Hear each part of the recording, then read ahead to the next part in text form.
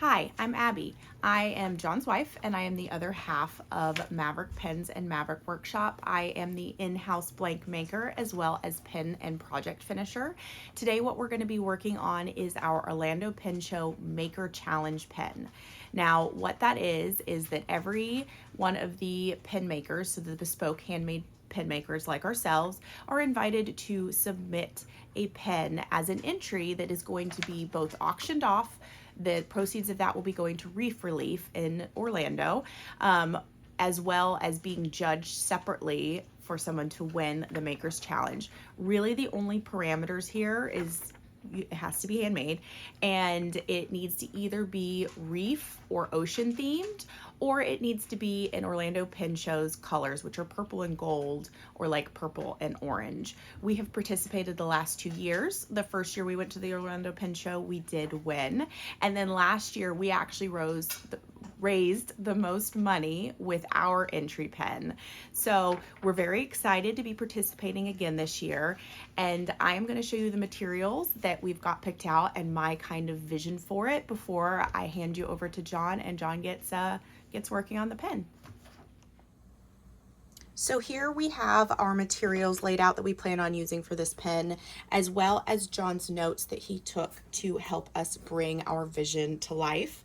So we'll talk about the materials first. This is one of my Alumilite resin blanks. This one was named Bioluminescence. It was from a couple years ago.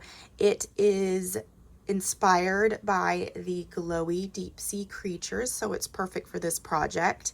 It is a dark blue to light blue swirled without. The light blue here is a solid, and then we've got some translucent of the darker blues. It's got some really pretty sparkles in it, and then this also has glow in the dark, so super cool. I'm really happy with this. We're going to go with a deep ocean theme for this pen. And then we are going to also be using Blue Snake Juma. This one is from Exotic Pen Blanks. And it's got a really cool scaled pattern. So whether it reminds you of fish scales, dragon scales, maybe even mermaids, that is what we're going to be using for the body and cap like finial area, and then sandwich in between that as accents. Oh, and this is going to be the section as well.